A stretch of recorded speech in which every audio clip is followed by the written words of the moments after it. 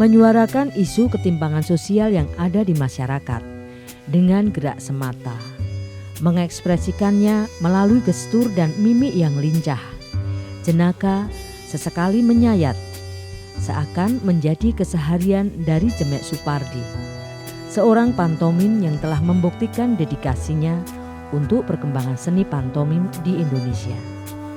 Jemek Supardi menjadi salah satu dari sekian banyak seniman yang mencoba mewacanakan kesenian bisa hadir di ruang-ruang publik. Banyak hafalan yang banyak sekali, saya nggak mampu, pikiran saya orang bodoh, jadi saya mengikuti alur terus, hanya dapat peran-peran kecil-kecil. Nanti saya hanya nggak ada kata-kata yang banyak lah.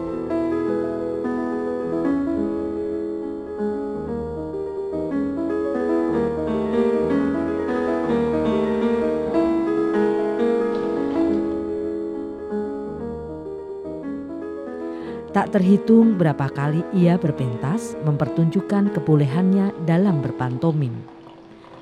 Tak terhitung pula berapa karya yang telah ia lahirkan. Perjalanan seni pantomimnya yang panjang di berbagai medium, baik panggung pertunjukan, pasar, jalan, sampai kuburan dan tempat lainnya, telah membentuk identitas di diri seorang Jemek Supardi.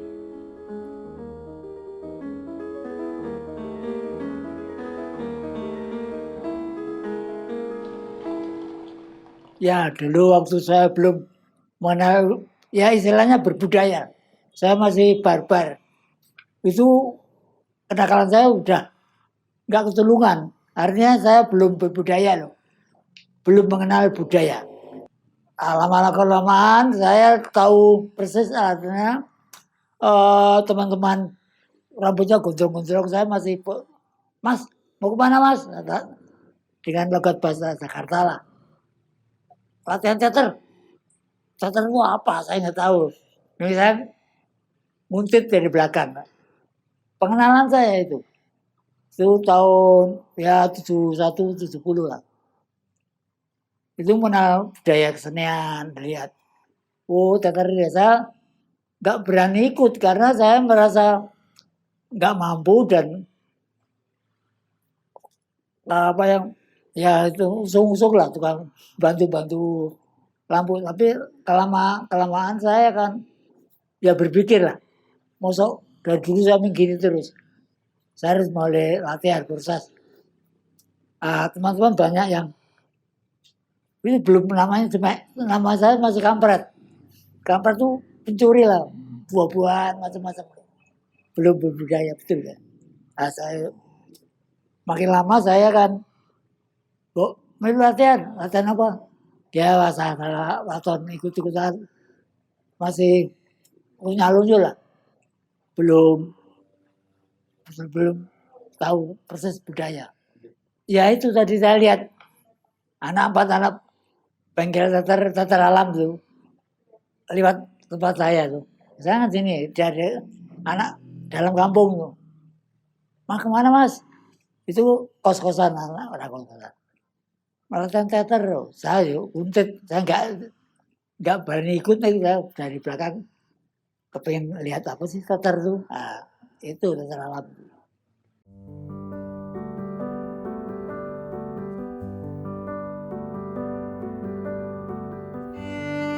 Jemek Supardi lahir di Sleman, Yogyakarta pada tanggal 14 Maret 1953.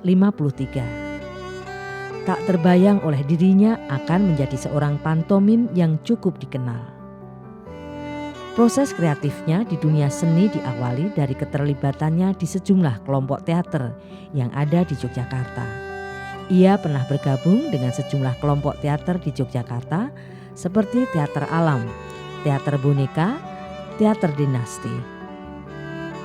Kesulitan dalam menghafal naskah akhirnya menghentikan Jemek untuk terus menggeluti dunia teater. Dia kemudian menjatuhkan pilihan pada seni pantomim yang lebih mengandalkan gerak tubuh.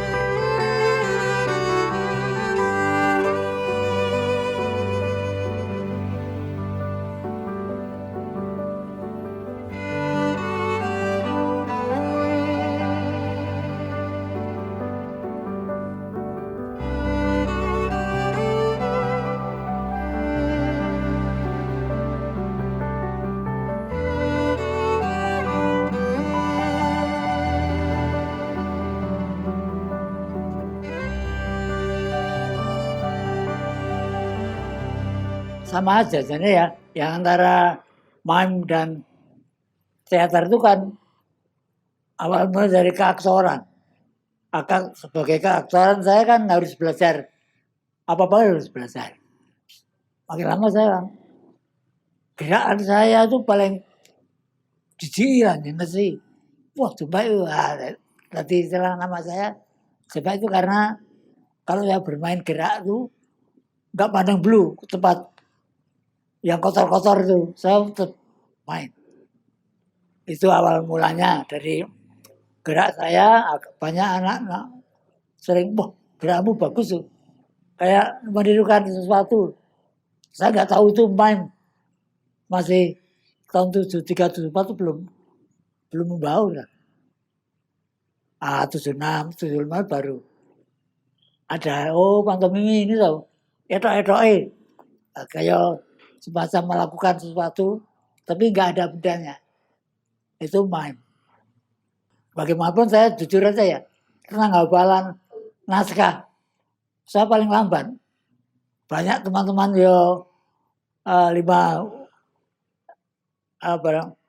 lima bait itu bisa sehari, saya bisa 1 minggu. Kan kasihan lawan main saya, menggambat kesadaran itu. Saya kira sama aja ya. Antara teater dan mime itu kan nggak ada benang merahnya kan nyambung. Karena sebagai aktor harus bisa sedikit pantomim.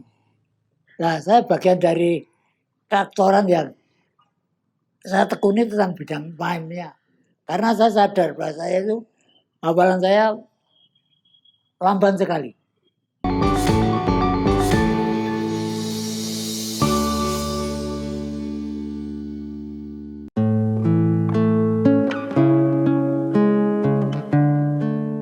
Tak ada buku yang bisa ia pelajari. Tak ada sosok guru tempat ia menimba ilmu untuk memperdalam seni pantomim yang ia geluti. Jemek Supardi belajar pantomim secara otodidak. Meski pernah mengenyam pendidikan di SMSR, tidak ada kaitannya dengan dunia seni yang ia geluti sampai sekarang ini. Dalam proses pembelajarannya, Jemek hanya tekun dan memahami dengan seksama berbagai pentas pantomim dari luar negeri yang pada waktu itu digelar di Yogyakarta. Ia kemudian mulai mempelajari seni pantomim hingga akhirnya memilih pantomim sebagai jalan hidupnya sampai kini.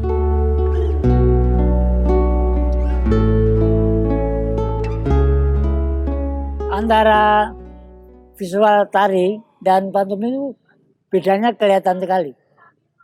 Kenapa kok beda? Kalau tari itu visualnya bahasa gerak. Gerak-gerak yang diindah-indahkan. Karena tonton, sadar peragaan visual yang tidak ada tapi diadakan. Nah itu, antara ada dan tiada. Yang ada itu tari, yang tiada itu pantomim. Karena pantomim sering, contoh, nggak usah jauh-jauh. Kita bayangkan bahwa di muka kita ada gelas. Bagaimana gelas itu bisa dihadirkan oleh kelayak? Penonton bisa tahu bahwa itu ada gelas. Kita harus megangnya pelan, kita angkat, kita tumpangkan. Nah itu harus pas. Gimana? Lepas. Kalau tari hanya tidak. Bedanya itu antara keindahan ya sama indah, ada dan tiada. Kalau tari ada, tapi kalau mime sering yang enggak ada. Contoh tadi, nah, itu belum pakai rasa. Dalam arti gini, kalau kita minum itu yang sepele-sepele aja lah, yang biasa kita lakukan. Minum bisa. Tapi kan nggak ada rasanya. Sekarang minum. Ekspresi kan kelihatan. Oh pahit, oh manis. Nah, bagaimana orang tahu bahwa itu manis? Seger. Tapi ada yang pahit. Nah, ini kan ada bedanya pahit, manis, rasa itu. Tapi kalau tari kan biasa, minum apa adanya. Banyak kan main sekarang itu belum ada rasanya, rasanya itu masih peragaan tok. Nah, itu antara rasa.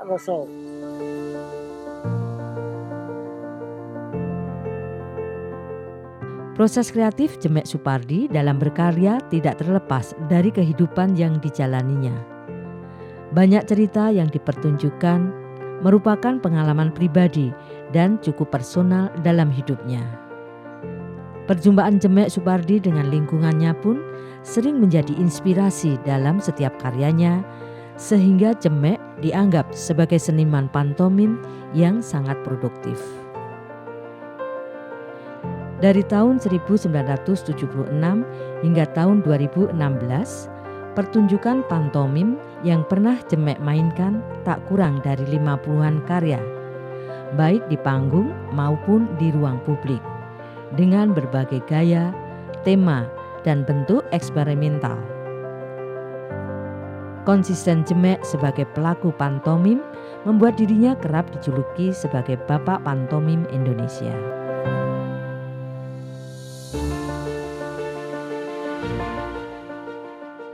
Kalau perasaan saya secara pribadi pastinya tentunya saya bangga. Saya dilahirkan oleh kedua orang tua yang seniman juga. Bapak juga ternyata kalau banyak orang bilang Bapak adalah salah satu maestro pantomim Jogja, itu suatu kebanggaan buat saya sendiri gitu. Melihat bagaimana perjuangan Bapak sampai titik ini masih terus konsisten di dunia pantomim. Kalau secara pribadi saya pernah tertarik, cuma Bapak tuh bilang, wes rasah pantomim ben aku wae, kayak gitu. Maksudnya ada guyonan gitu, ada guyonan saat Bapak bilang dunia pantomim itu ternyata susah gitu, karena ada konsisten yang pertama, dan mungkin ruang-ruang pada zaman dulu Bapak terus berusaha mempertahankan pantomim itu kayaknya perjalanannya jauh gitu.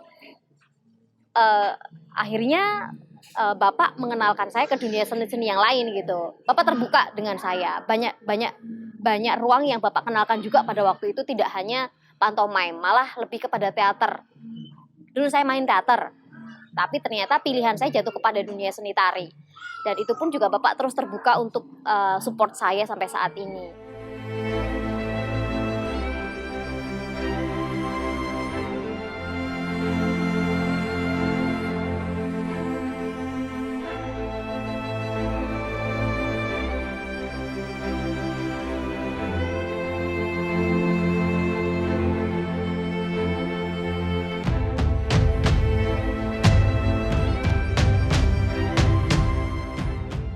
Bagaimanapun dunia main itu enggak dunia menjanjikan lah.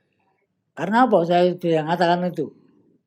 Tantangannya harus berkarya, artinya dia harus cari karya, buat pentas tunggal.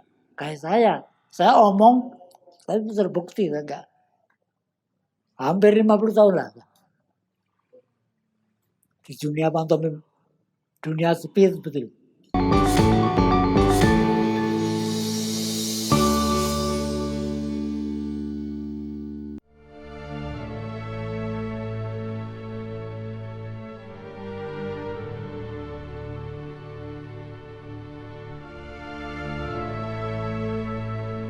Dedikasi, keuletan, dan kerja keras merupakan ucapan yang pas untuk disematkan pada sosok Jemek Supardi.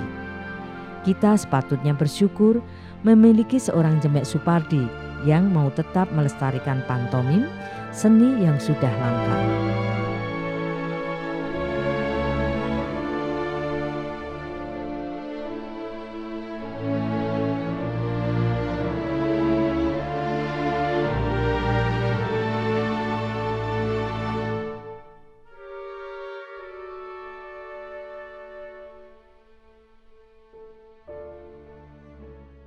Kalau dalam sosok ayah sendiri, Bapak orang yang unik. Dia punya cara untuk mengungkapkan kasih sayang kepada keluarganya. Hal kecil yang mungkin selalu terus saya ingat bahwa Bapak itu memberikan kepercayaan penuh kepada saya saat saya memilih dunia seni tari.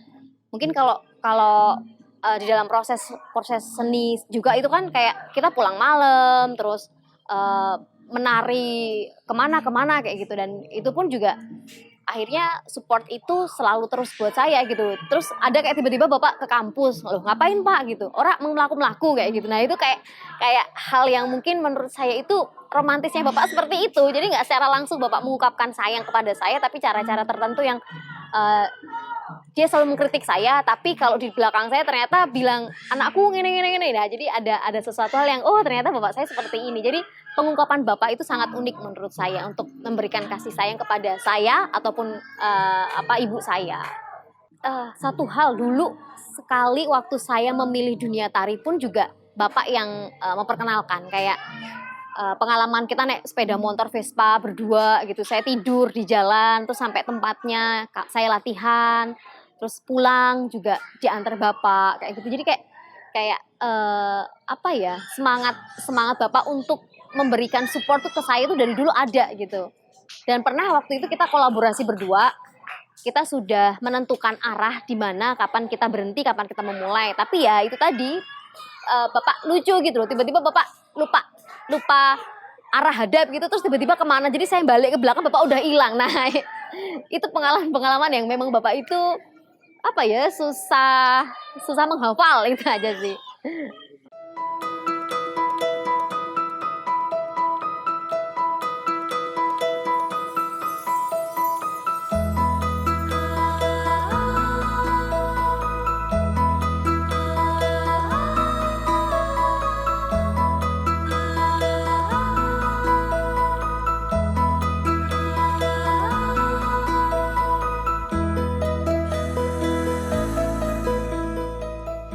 Pantomim menjadi pilihan hidup sekaligus sarana Jemek mencari nafkah. Jemek sadar pilihan tersebut sangat berat baginya dan bagi keluarganya.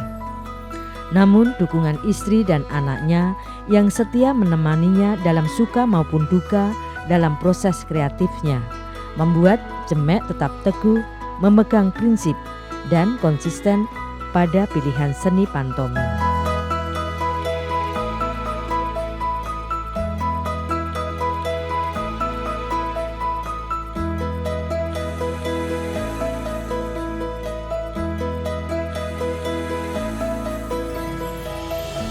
Predikat seni itu harus konsekuen lah. Bukan hanya kita dapat seninya tapi nggak dapat apa-apa, sama aja bohong. Bukan hanya seni ketengan, yang seni kacangan. Kayak sekarang banyak pop, seni siap saji. Jadi nggak tontonan itu ya tuntunan. Bukan hanya sekedar tonton hiburan. Tapi ya inilah hiburan. Tapi pulang itu ada rasanya tuh.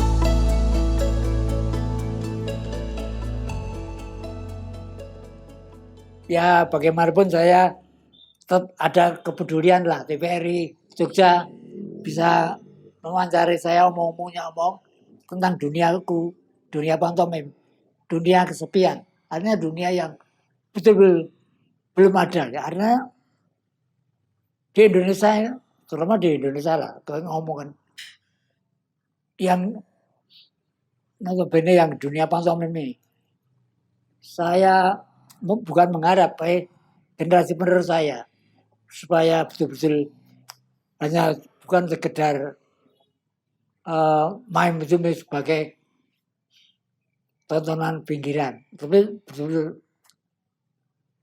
bisa diajak betul. Sampai saya omongin gini, karena saya ya terbata-bata lah. Saya jarang bicara yang panjang lebar. Saya langsung visual dengan bahasa gerak.